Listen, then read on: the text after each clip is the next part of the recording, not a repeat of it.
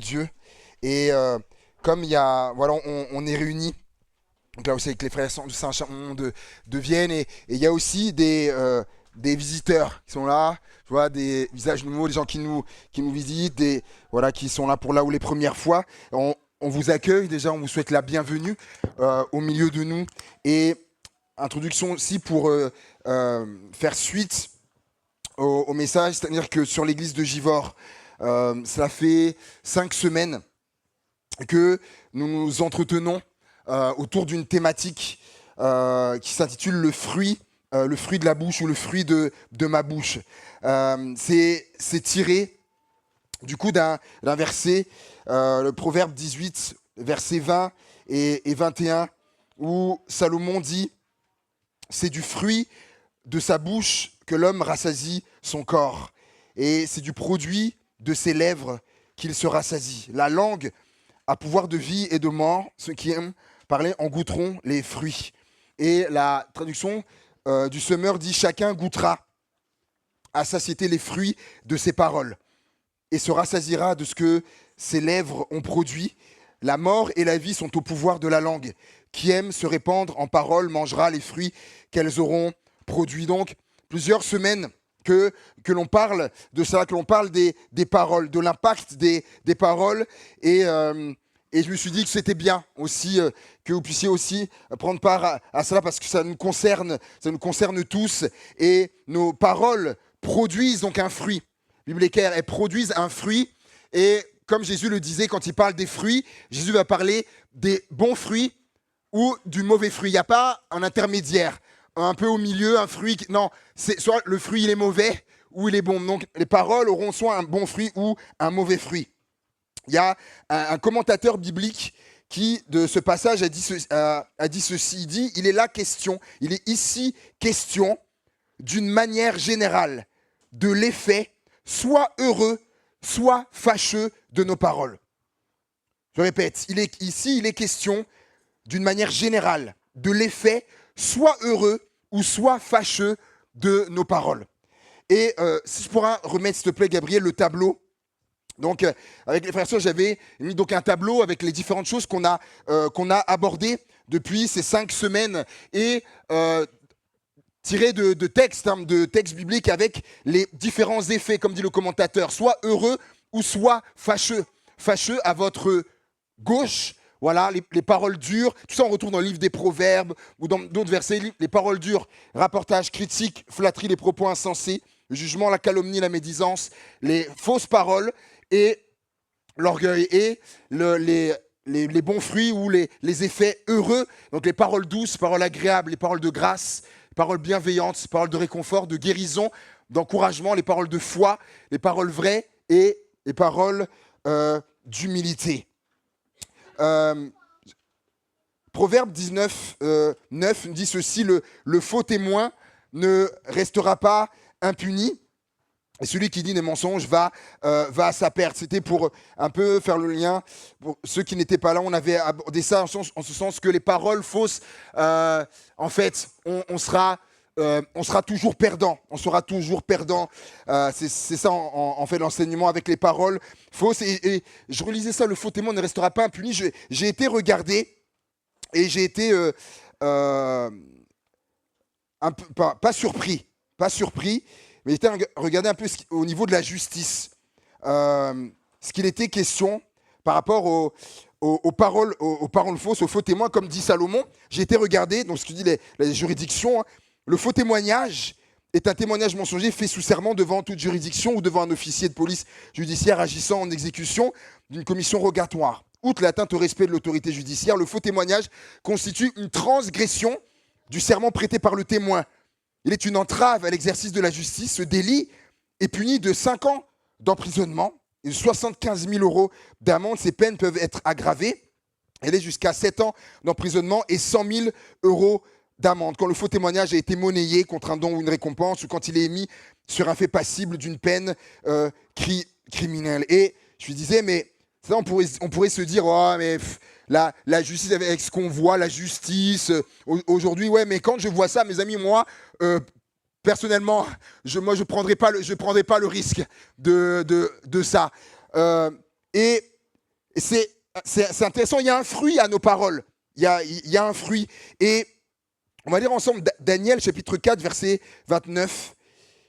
Et après, on ira dans le cœur. Là, c'était pour rappeler, pour ceux qui nous ont rejoints, pour que vous soyez un peu dans le bain, si je puis dire, dans lequel nous étions depuis 5 semaines. Daniel chapitre 4, verset 29. Daniel 4, 29. Et ce passage est intéressant. Daniel 4. Au bout de 12 mois, comme il se promenait dans le palais royal à Babylone, le roi prit la parole et dit : N'est-ce pas ici Babylone la grande, que j'ai bâtie comme résidence royale par la puissance de ma force, par la puissance de ma force et pour la gloire de ma magnificence. La parole était encore dans la bouche, le fruit de ma bouche, dans la bouche du roi, qu'une voix descendit du ciel : Apprends au roi Nebuchadnezzar qu'on va t'enlever le royaume. On te chassera du milieu des hommes, tu auras ta demeure avec les bêtes et les bêtes des champs. On te donnera comme aux bœufs de l'herbe à manger. Et 7 temps passeront sur toi jusqu'à ce que tu saches que le Très-Haut domine sur le règne des hommes et qu'il le donne à qui il lui plaît. Au même instant, la parole s'accomplit sur Nebuchadnezzar. Il fut chassé du milieu des hommes. Il mangea de l'herbe. Comme les bœufs, son corps fut trempé de la rosée du ciel jusqu'à ce que ses cheveux croissent comme les plumes des aigles et ses ongles comme ceux des oiseaux. Après le temps marqué, moi, Nebuchadnezzar, je levai les yeux vers le ciel et la raison me revint. Comme il le dit, hein, j'avais comme perdu la raison. L'orgueil. J'ai béni le Très-Haut, j'ai loué et glorifié celui qui vit éternellement, celui dont la domination est une domination éternelle et dont le règne subsiste de génération en génération. Tous les habitants de la terre ne sont à ses yeux que néant. Donc il s'inclut dedans. Lui qui croyait qu'il était, non, on n'est que néant. Il agit comme il lui plaît avec l'armée des cieux et avec les habitants de la terre. Il n'y a personne qui résiste à sa main et qui lui dise : que fais-tu ? En ce temps, la raison me revint. La gloire de mon royaume, ma magnificence et ma splendeur me furent rendues. Mes conseillers et mes grands me redemandèrent. Je fus rétabli dans mon royaume et ma puissance ne fit que s'accroître. Maintenant, moi, Nebuchadnezzar, je loue, j'exalte et je glorifie le roi des cieux, dont toutes les œuvres sont vraies et les voies justes et qui peut abaisser ceux qui marchent avec orgueil. Amen. Oh, moi, l'effet des paroles, le fruit qu'il y a eu, et ce qui est encourageant, c'est que les paroles, elles peuvent changer. Il a changé ses paroles et du coup, ça a changé autour de lui. Jésus a dit, on l'a vu dimanche dernier, celui qui s'élève sera abaissé, mais celui qui s'abaisse sera élevé. Et je disais, c'est encourageant de voir ça. Vous savez, nos paroles ne sont pas sans conséquences. Nos paroles peuvent rabaisser. Elles peuvent rabaisser ou relever quelqu'un. Elles peuvent aider ou aggraver. Je pensais aux amis de Job. Job, dont les amis étaient venus pour le consoler, n'est-ce pas, et le plaindre. Pour ceux qui connaissent l'histoire, ils n'ont pas du tout fait ça. Ceux qui connaissent l'histoire, c'était même pire pour lui. Les paroles peuvent humilier ou honorer, limiter ou libérer. Qu'est-ce que je veux dire par là ? Peuvent limiter, c'est-à-dire qu'il y a des personnes à qui on a dit : toi, tu pourras jamais faire ça.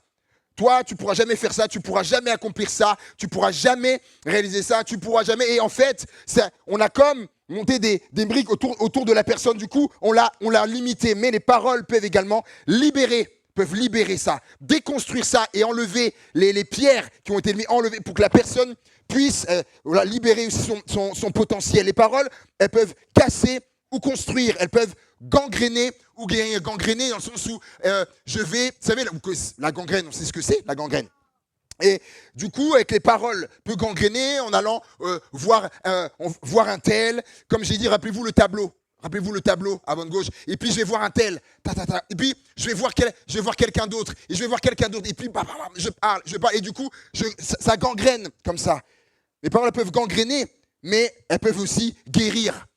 Il y a un proverbe qui dit que tel qui parle avec des paroles en l'air blesse comme une épée. Mais les paroles des sages apportent la guérison. Donc oui, La parole peut guérir aussi.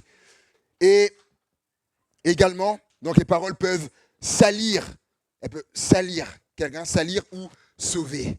Je me rappelle, c'est sur la route, quand on venait ce matin, je me rappelais de ces deux témoignages de ces personnes, deux personnes chrétiennes qui avaient été au contact, l'une au téléphone pendant près de 4 heures avec une personne qui avait envoyé une lettre pour se suicider.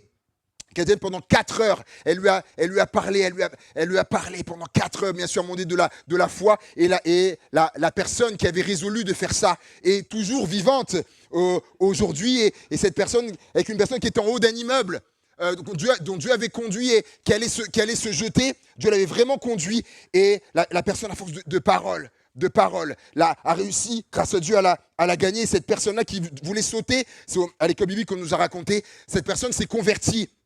Elle s'est convertie, et dans l'église où elle est aujourd'hui, cette femme-là, c'est un pilier de l'église où elle est. Les paroles peuvent salir ou sauver.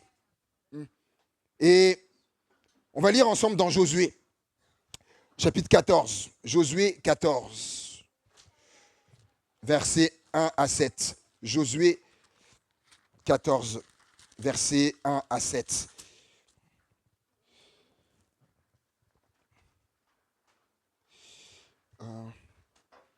Et même, pardon, on va lire à partir du verset 6. Les fils de Juda s'approchèrent de Josué à Gilgal. Et Caleb, fils de Jephuné, le Kénizien, lui dit, « Tu sais ce que l'Éternel a déclaré à Moïse, homme de Dieu, au sujet de moi et au sujet de toi, à Kadès-Barnéa. J'étais lorsque Moïse, serviteur de l'Éternel, m'envoya de Kadès-Barnéa pour explorer le pays, et je lui fis un rapport avec droiture de cœur.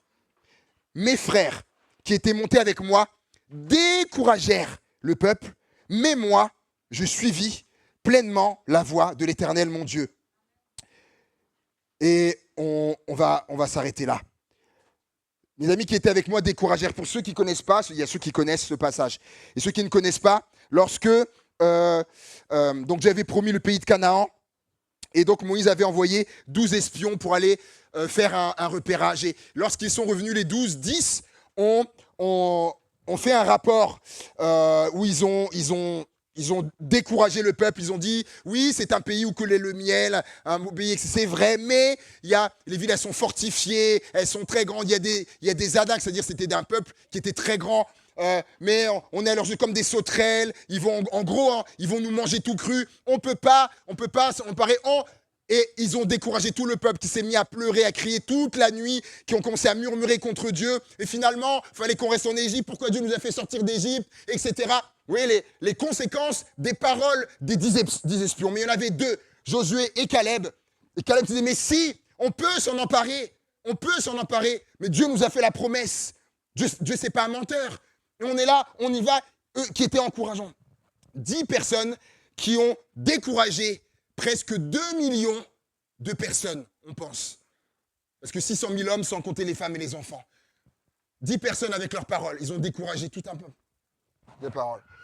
Mais il va dire, moi, j'ai avec droiture de cœur, j'ai suivi la voie de l'Éternel. Donc, c'était quoi la voie de l'Éternel? C'était d'encourager. C'était d'encourager. Et, vous savez, si on demandait aux gens les principales caractéristiques de Dieu, je pense qu'on entendrait, assez rapidement, on entendrait, oui, c'est un Dieu d'amour. C'est un Dieu d'amour, c'est un Dieu de bonté, de miséricorde, tous ces passages-là de compassion, de justice, de droiture, un Dieu jaloux, mais ce n'est pas notre jalousie à nous. Jaloux, lent à la colère, etc. On aurait toutes ces choses-là, mais je pense que dans les premiers retours, je pense qu'on n'aurait pas tout de suite que c'est un Dieu d'encouragement. Je ne pense pas qu'on aurait ça de suite. Or, lorsque on regarde les Écritures, on se rend compte que Dieu est un Dieu d'encouragement. Deutéronome 31, verset 23. Deutéronome 31, verset 23. L'Éternel donna ses ordres à Josué, fils de Nun, et il dit, fortifie-toi et prends courage, car c'est toi qui feras entrer les enfants d'Israël dans le pays que j'ai juré de leur donner, et je serai moi-même avec toi. Josué, chapitre 1, verset 5. Il dit à Josué, nul ne tiendra devant toi tant que tu vivras. Je serai avec toi comme j'ai été avec Moïse, je ne te délaisserai point et je ne t'abandonnerai point. Si ça, c'est pas des paroles d'encouragement, je ne sais pas ce que c'est d'après, il veut dire, prends courage. C'est-à-dire qui encourage. Et je crois que Josué avait besoin d'entendre ces paroles. Comme nous aussi, on a besoin d'être encouragés. Et vous savez, excusez-moi du peu, mais il faut se mettre à la place de Josué. Josué passait après Moïse. Après Moïse. Et le successeur de Moïse. Mes amis, ce n'était pas une petite affaire. Passer après un homme comme ça qui a laissé une empreinte, une telle empreinte. Aujourd'hui, demandez encore au peuple juif aujourd'hui. C'est pas spécialement, ce qui ressort, c'est pas forcément Josué. C'est Abraham, Moïse, notre père. Et donc, ça devait, je pense que ça devait chambouler dans la tête de Josué, qui devait passer après Moïse, mais peut-être des questions, peut-être, est-ce que je vais y arriver? Tout ce peuple, presque 1 million de personnes, est-ce que je vais être à la hauteur, etc., etc. Et je crois que cette parole, et ces paroles ne l'ont pas quitté, les paroles d'encouragement qu'on a lues là. Et je crois qu'elles l'ont tenu tout au long de son parcours. Regardez avec moi dans Daniel, chapitre 10, verset 16. Daniel 10 et verset 16.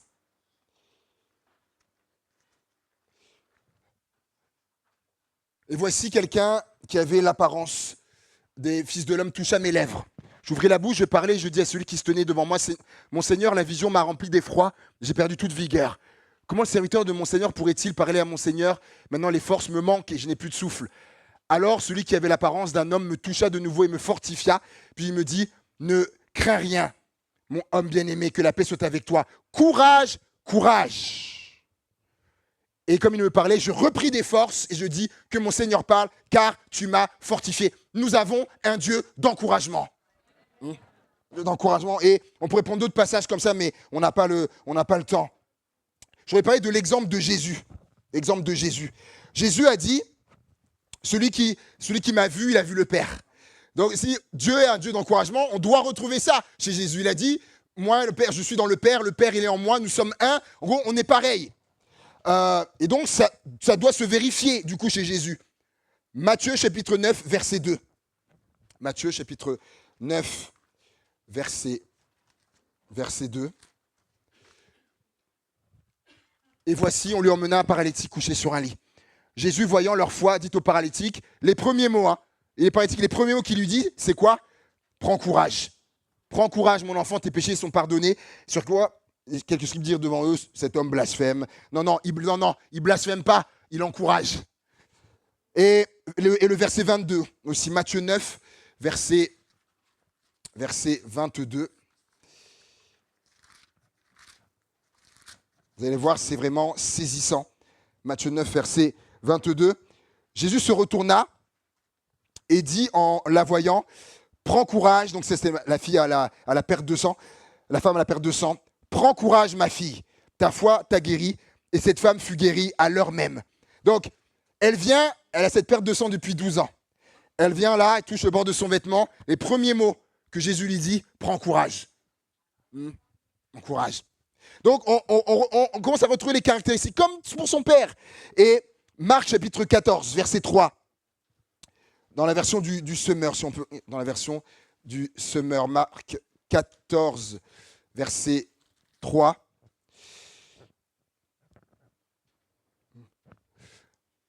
Jésus était à Béthanie, dans la maison de Simon le lépreux. Pendant le repas, une femme s'approcha de lui, tenant un flacon d'albâtre rempli d'un parfum de nard, pur de grande valeur. Elle cassa le col du flacon et répandit le parfum sur la tête de Jésus. Quelques-uns s'en indignèrent et murmurèrent entre eux. Pourquoi gaspiller ainsi ce parfum? On aurait pu le vendre et en tirer plus de 300 pièces d'argent. Presque une année de salaire, 10 mois de salaire, qu'on aurait donné aux pauvres. Et ils ne ménagèrent pas leurs reproches à cette femme. Mais moi, c'est la suite que j'aime. Mais Jésus dit, laissez-la donc tranquille. Pourquoi lui faites-vous de la peine? Ce qu'elle vient d'accomplir pour moi est une belle action. Oh là là, Jésus, l'encourageur. Des pauvres, vous en aurez toujours autour de vous et vous pourrez leur faire du bien quand vous le voudrez. Mais moi, vous ne mourrez pas toujours. Cette femme a fait ce qu'elle pouvait. Elle a d'avance embaumé mon corps pour préparer mon enterrement. Vraiment, je vous l'assure, dans le monde entier, partout où l'évangile sera annoncé, on racontera aussi en souvenir de cette femme ce qu'elle vient de faire. Amen. Partout dans le monde et même à Givors. En 2026, on parle d'elle. Ah, ouais. Et ouais. Quel encourageur. Jean 14, 14. Que votre cœur ne se trouble point. Quand Jésus commençait à leur dire qu'il allait s'en aller, leur cœur il est troublé. Que votre cœur ne se trouble point. Je vais vous préparer une place, n'est-ce pas? Enfin, que là où j'y aille, voilà, vous y serez aussi. J'ai fait une faute de frappe dans mon texte. C'est le texte quand il dit que votre cœur ne se trouble point. Je crois que c'est dès le verset 1er, je crois, au tout début. Voilà. C'est ça de mémoire. Voilà. J'ai mis un 4 de trop en tapant. Voilà. Il y a plusieurs demeures dans la maison de mon père. Si ce n'était pas, je vous l'aurais dit, je vais vous préparer une place. Et pour les disciples d'Emmaüs, dans Luc 24, pour ceux qui connaissent ce passage, on ne va pas lire, il est trop long. Ils sont découragés, Jésus a été crucifié, il a été mis au tombeau. 2 disciples sont là, ils marchent, ils sont découragés. Et Jésus va faire route avec eux. Et puis, quand ils vont rentrer dans la maison, ça on va le lire par contre, ce passage-là. Quand ils sont dans la maison, donc Luc 24.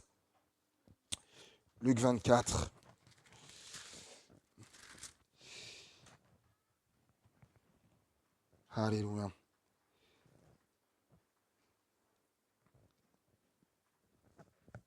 Verset 32, s'il te plaît. Verset 32. Donc quand Jésus va disparaître, il va dire, ils se dirent l'un à l'autre, notre cœur ne brûlait-il pas au-dedans de nous lorsqu'il nous parlait en chemin et nous expliquait les Écritures? Et en se levant alors même, ils retournèrent à Jérusalem et trouvèrent les 11 et ceux qui étaient avec eux assemblés et en disant, le Seigneur est réellement ressuscité. Ça va comme pour déjà des gars qui étaient découragés.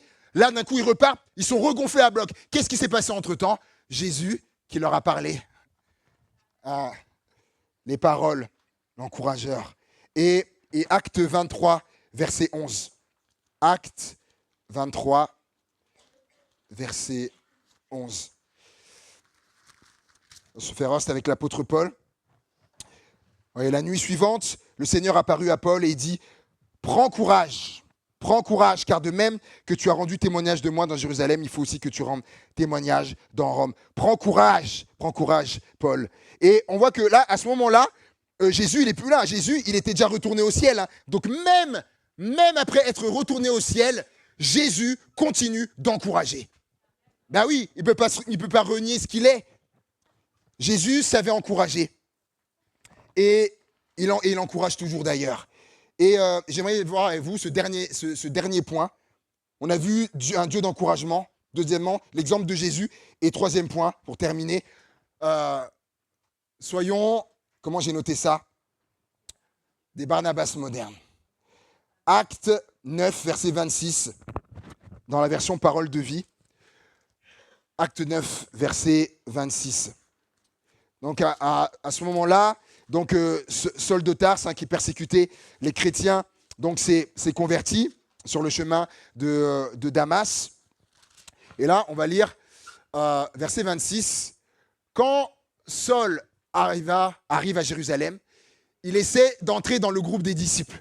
Vous imaginez quand même le gars qui les persécutait avant, qui les faisait battre de verge, emprisonner. Il a validé le meurtre d'Étienne et tout ça. Il essaye d'entrer dans le groupe des disciples. Mais tous ont peur de lui. En effet, personne ne croit que Saul est vraiment un disciple. Alors, Barnabas le prend avec lui et il l'emmène voir les apôtres. Barnabas leur raconte ceci. Sur la route, Saul a vu le Seigneur et le Seigneur lui a parlé. À Damas, Saul a annoncé avec assurance la bonne nouvelle de Jésus. Et le verset qui suit, à partir de ce moment, Saul est avec les apôtres. Regardez ce qui se passe quand même, vous avez vu, hein, il arrive, bien sûr, ils sont sceptiques. Les disciples, les premiers croyants sont sceptiques. Ils ont en face de lui celui qui les persécutait. Vous imaginez votre persécuteur, ancien persécuteur en face. qui faisait mettre en prison les autres disciples, il faisait battre, etc. Et là, il veut entrer dans la communauté des disciples, des chrétiens. Et là, ils sont sceptiques, ils n'y croient pas. Peut-être que certains croyaient, peut-être à une ruse, un piège. En tout cas, ils sont sceptiques. Et Barnabas, qui est là, il voit ça. Qu'est-ce qu'il va faire? Il va le prendre avec lui. Et il va l'emmener vers les apôtres. Et il va plaider. Et il va plaider pour Saul de Tarse. Et on le voit, du coup, la conséquence de ça, il va plaider les paroles, le fruit de la bouche. Qu'est-ce qui va se passer du coup? Saul va être accepté parmi les croyants. Et on est bien content qu'il soit devenu l'apôtre Paul.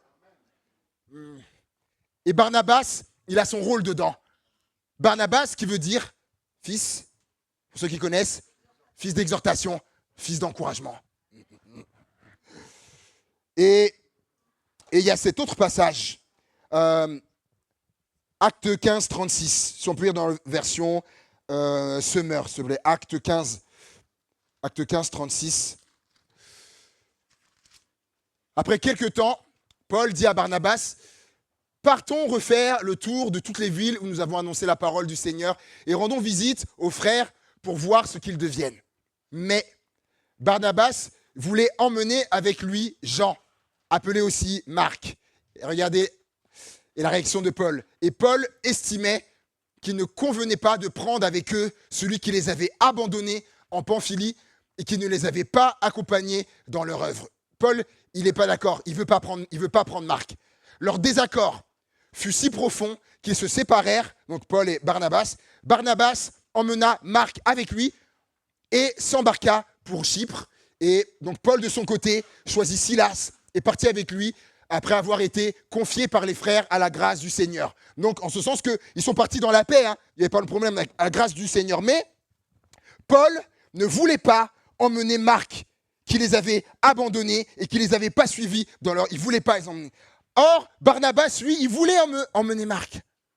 Du coup, Barnabas, il fait pas de problème. Il dit, je vais prendre Marc avec moi. Et c'est intéressant. Et j'ai essayé de réfléchir. Barnabas qui a pris Marc avec lui sous son aile et évidemment qu'ils ont dû parler. C'est une évidence. Pendant des années, ils n'ont pas été dans le silence. Évidemment qu'ils ont parlé. Et j'ai du mal à me dire que les paroles de Barnabas pouvaient ressembler à, je pense que le ministère, Marc, c'est pas pour toi, Marc. Je pense que t'es pas fait pour ça. Je pense que Marc, t'as pas les épaules. T'as pas les épaules. Regarde, t'as abandonné, à un moment donné, tu nous as pas suivis dans l'œuvre missionnaire. Je pense que t'as pas les épaules pour ça, Marc. Et je pense pas que ça devait ressembler à ça. Je pense pas. Pour quelqu'un qui est appelé le fils d'exhortation, d'ailleurs, il était appelé comme ça parce qu'il était connu pour ça, pour encourager, pour avoir des paroles d'encouragement. Et le résultat, pourquoi je dis que je ne crois pas que les paroles devaient ressembler à ça? C'est parce que dans vos Bibles, est-ce que après l'évangile de Matthieu, ça parle à quelqu'un? Après l'évangile de Matthieu, il y a l'évangile de Marc. Ah, oh, pour quelqu'un qui, dans ses débuts, voilà, il y avait des doutes. C'est celui qui a écrit l'évangile de Marc. On est béni par l'évangile de Marc. Mais c'est pas fini, c'est pas fini. Regardez les conséquences et résultats de cet homme, de l'encouragement. Regardez 2 Timothée 4, 9 à 11, c'est magnifique ça. C'est magnifique. Efforce-toi, donc Paul il écrit à Timothée. Il lui dit, efforce-toi de venir me rejoindre dès que possible, car Démas m'a abandonné. Tiens, quelqu'un qui était connu pour être solide, il l'a abandonné. Tiens, comme Marc à l'époque, hein. Démas m'a abandonné. Et il a aimé le monde présent et il est parti pour Thessalonique. Crescence s'est rendu en Galatie, Tite en Dalmatie. Seul Luc est encore avec moi. Prends Marc, oh là là là là, frères et sœurs, prends Marc et amène-le avec toi, car il m'est utile pour mon ministère. Il y a des années, il ne voulait pas le prendre. Mais entre-temps, il y a eu un Barnabas, fils d'exhortation, fils d'encouragement qu'il a pris avec lui. Et regardez les résultats après. Paul, il dit, amène-le-moi, il me le faut. Il est utile avec moi pour le ministère. Oh là là. Comme quoi aussi, on peut changer d'avis aussi. Et, et je me suis dit, l'encouragement, c'est pas uniquement pour Barnabas. On doit être des Barnabas modernes. Des fils et des filles d'exhortation, d'encouragement. Hébreux 3.13, version NBS nous dit, encouragez-vous les uns les autres. Encouragez-vous les uns les autres chaque jour aussi longtemps qu'on peut dire aujourd'hui. Thessaloniciens 5.11 dans la Semeur. Thessaloniciens 5.11. Ah oui, pardon, j'ai pas mis si c'est 1 ou 2. C'est vrai, pardon. Qui dit, c'est pourquoi encouragez-vous les uns les autres et aidez-vous mutuellement à grandir dans la foi comme vous le faites déjà. C'est pourquoi encouragez-vous les uns les autres et aidez-vous mutuellement à grandir dans la foi comme vous le faites déjà. Merci, Gabriel. Être des Barnabas modernes. Et à quoi ça peut ressembler en fait? À s'encourager les uns les autres. Je crois que, en fait, c'est dans toutes les relations, je crois. Dans nos familles, c'est à s'encourager. Que le mari puisse encourager sa femme, la femme encourager son mari, encourager sa femme pour son rôle de mère, d'épouse et inversement.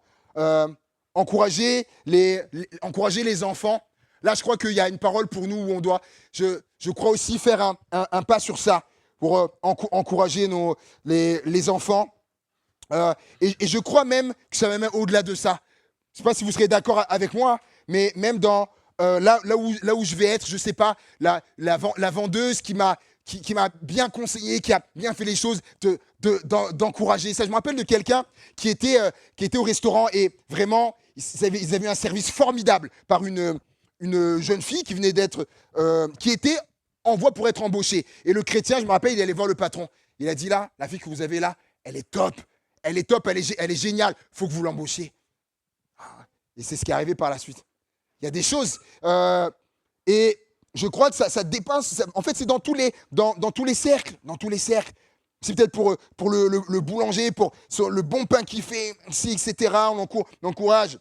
Ou pour la personne qui nettoie, la personne qui nettoie là où on va, la personne qui nettoie, je ne sais pas, la mouche de métro, j'en sais rien, on l'encourage pour ce qu'elle fait. Je crois que ça marque, il y a quelque chose qui vient là et qui s'installe dans le cœur. Et je fais le lien avec vous aussi, avec l'Église, mais je vais y venir, je vais y venir. Que ce soit les boueurs, on n'a pas beaucoup, on est boueurs. On est bien content qu'il n'y ait pas des rats, des choses partout comme ça dans le milieu. Est-ce que vous avez dit à un moment donné, les boueurs, on l'a déjà fait, moi j'ai jamais fait, mais moi je me parle à moi-même un jour de dire merci pour ce que vous faites là, dans nos villes, etc. C'est vraiment, ça permet que nos villes soient propres et tout ça. Et réfléchissons à toutes ces choses-là. Et je me disais, dans le travail, on serait content si, par exemple, un supérieur nous dit vraiment, t'es vraiment un bon élément. T'es vraiment un bon élément, on est vraiment content de t'avoir dans l'entreprise, tu apportes quelque chose. Pensez à ça, pensez au bien que ça fait quand c'est à ça. Et vous savez, je parlais de l'entreprise, et j'étais regardé en entreprise, dans les entreprises. Là, c'est des chercheurs qui ont fait ça. Dans les entreprises où il y a une culture de l'encouragement, eh ben, les employés eh ben, se sentent bien mieux dedans. Et il y a une ambiance qui est saine dans l'entreprise et qui permet d'être productif, etc. C'est des chercheurs qui ont fait ça. Là où il y a une culture de l'encouragement dans l'entreprise. Et les chercheurs disent d'ailleurs que ça s'adresse à tous les milieux où il y a des interactions sociales. C'est très intéressant. Donc l'Église en fait partie. Ah, donc dans l'Église, c'est pareil aussi. On l'a vu, les écrits de l'apôtre Paul. Et je vais terminer. Et certains pourraient dire, mais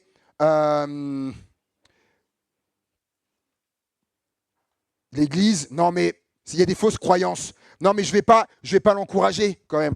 Je vais pas l'encourager parce que j'ai pas envie qu'après il prenne la grosse tête ou qu'elle prenne la grosse tête. Ça, c'est une fausse croyance, ça. C'est une fausse croyance.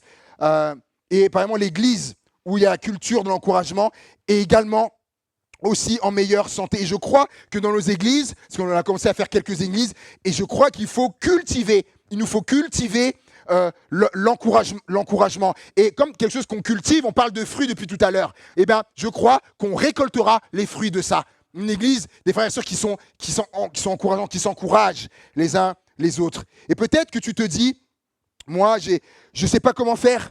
J'ai pas été, je sais pas, on m'a pas encouragé. Je sais pas comment faire. Je sais pas comment faire.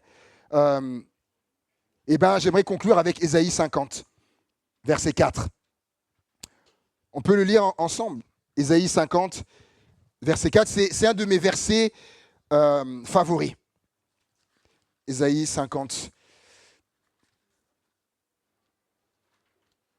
verset 4. Le Seigneur l'Éternel m'a donné une langue. Il m'a donné une langue exercée pour que je sache soutenir par la parole celui qui est abattu. Il éveille chaque matin, il éveille mon oreille pour que j'écoute comme écoutent les disciples. Est-ce qu'on peut la lire dans la version du Semeur, s'il te plaît? Version du Semeur. On va voir s'afficher. Normalement, il y a un verbe. Ah non, c'est celui-là. Non, c'est toi, tu avais trouvé, c'était celui-là, ouais. Le Seigneur l'Éternel m'a donné le langage des disciples. Tiens, c'est intéressant ça. Les disciples, ils ont un langage. Pour que je sache soutenir par la parole celui qui est abattu. Et il éveille, etc. Et est-ce qu'on peut mettre la parole de vie, s'il te plaît? Parole de vie. Normalement, ça va commencer par le Seigneur Dieu m'enseigne. Alors, j'espère qu'il est là parce qu'il est tellement beau. Le Seigneur Dieu m'enseigne ce que je dois dire. Pour faire quoi? Pour encourager celui qui n'a plus de force. Chaque matin, il me réveille pour que j'écoute comme un bon disciple. Et peut-être quelqu'un est là et se dit, c'est vrai, mais moi je ne sais pas comment faire, etc. Moi, on m'a pas encouragé dans ma vie. Et c'est vrai, des fois, c'est l'histoire de certaines personnes. Mais là, Dieu nous donne une réponse. Le Seigneur Dieu m'enseigne. Dieu, il peut nous enseigner. Il veut t'enseigner, il m'enseigne ce que je dois dire pour encourager celui... Ah, on peut laisser, s'il te plaît. Celui qui n'a plus de force. Et c'est intéressant. Et il continue. C'est comme s'il nous donne des éléments. Il va dire, chaque matin, il me réveille pour que j'écoute comme un bon disciple. Tiens, comme si, de ce que je vais dire, la parole pour encourager, comme si il faut que j'ai écouté et que j'ai reçu ça. Dans un des moyens, je crois que... parce que la Bible, elle doit être pratique. Et je crois qu'on pourrait, les uns et les autres, quand on se place devant le Seigneur, dans le Seigneur, on est là, c'est à ton écoute. Seigneur, c'est sûr que dans cette journée qui est là, ou autour de moi, Seigneur, il y a quelqu'un qui a besoin d'être encouragé. Seigneur, montre-moi, Seigneur, tu peux me montrer qu'il a besoin d'être encouragé. Ou Seigneur, cette personne-là, Seigneur, dis-moi ce que je peux lui dire qui va l'encourager. Et je peux vous dire, moi, je l'ai vécu à titre personnel, période de ma vie où vraiment je traversais un désert. Il y a eu des paroles, des gens qui sont venus vraiment des paroles d'encouragement, mais le bien que ça m'a fait, Littéralement, j'étais comme dans un désert et vraiment, c'est comme si, vous savez, dernièrement, vous l'avez vu, la canicule là, qu'il y a eu, quand ça tapait là. Vous êtes content là quand il y a de l'eau? Et le mien, vous voyez? Et ça faisait cet effet-là. Cette parole, des paroles d'encouragement, waouh, le bien que ça faisait. Et d'autres qui ont été encouragés peuvent le dire, le bien que ça fait, comme on est béni par les paroles d'encouragement. Donc peut-être que tout à l'heure, à l'issue du culte, allons-y, soyons pratiques. Si on peut s'encourager. On parle pas de quelque chose qui est forcé, quelque chose qui vient du cœur. Peut-être quelqu'un dit, mais je ne sais pas comment. Peut-être que si tu vois quelqu'un, ta sœur ou autre, tu dis, ah, je ne sais pas, ta tenue, etc. Wow, t'as une super belle tenue, ça te va bien. Ça peut démarrer par là, mon frère, ma sœur. Par la louange, et je le dis, je vais le faire aussi. Je ne sais pas pour vous, mais moi, j'ai été béni par la louange, là. J'ai été béni là par la louange et ce qu'ils ont apporté là, vraiment. Et c'est vraiment bénissant. Continuez. Non mais vraiment. Et hier, à la réunion de CA, il ne sait pas, le frère Jean, qui a dit, ah mais ce qu'on fait à l'église de Vienne là, il dit l'accueil là, qu'ils font des fois avec le café, tout ça. Jean, il a dit, mais ça c'est trop bien.